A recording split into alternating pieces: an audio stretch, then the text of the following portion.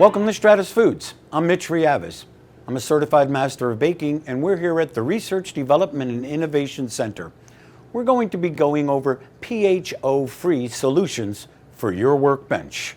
Let's talk about PHO shortenings a little bit, its attributes and its shortcomings. PHO is readily available, and economically it's priced very well. On the good side, it has creaming capabilities that mimic PHO shortenings. On the harder side, its temperature range is very narrowed. Particularly bakers should use PHO in lower fat applications. When you get to higher fat applications, such as pie dough, laminated doughs, and icings, well, PHO can be a little bit harder to work with. Still a viable choice though. By now, some of you may have seen the little Flex Ball logo on a lot of our boxes. Let me explain what Flex really means. I discussed before that PHO has a very narrow temperature range, meaning it can be very hard when it's cold and very soft when it's hot. Our Flex technology actually tightens that up a little bit. So, a little bit more creamy, consistent, and easy to work and mix with. I'd like to show you the differences in PHO when their temperature ranges get into that uncomfortable area, meaning when they're a little too hot or they're a little too cold. As bakers, we know that that can make it very difficult to mix with. Specifically when it comes to PHO, the temperature range where you really may get into some trouble, well, below 60, it can become extremely hard to work with. And above 90, it can get very soft and hard to work with.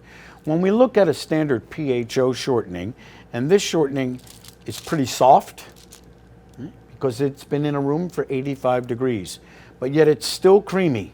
Okay, on a high stability oil, it's very similar to a PHO, meaning that you still have that creamy effect to it. Will mix in very simple and very smooth.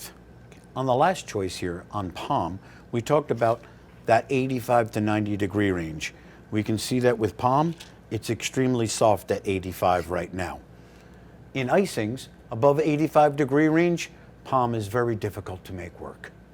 Well, we've looked at PHO and what happens to it when you get above that temperature range that I said is the area of trouble, above 85, 90. Now let's take a look at PHO shortenings comparatively to a PHO and a high stability oil when it gets extremely cold. We can look at the PHO shortening first. This is the standard that's out there. It'll cut and cut clean right now at a temperature of around 60 degrees. When we look at the IE, high stability soy choice, it'll cut just like a PHO shortening, very clean as well.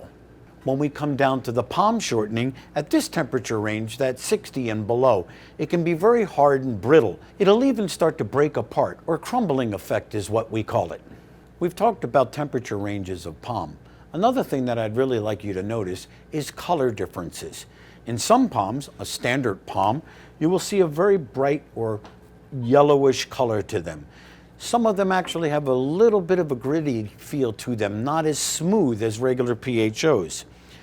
In some of our products, we have a low color, bright white PHO that is used for our icing shortenings. This guarantees a bright white finished product. Some people have asked me, just tell me what to do. Tell me one specific thing to do that'll work every single time. I'm sorry, that can't be done. You see, because of the narrow temperature range of PHO, when it comes to 50 degrees in Minnesota or 108 in Texas, well, you can see the variances are all over the place. Thanks for watching. Hope it's been helpful. If you need some more detailed information on PHO-free solutions, check out the website at stratusfoods.com.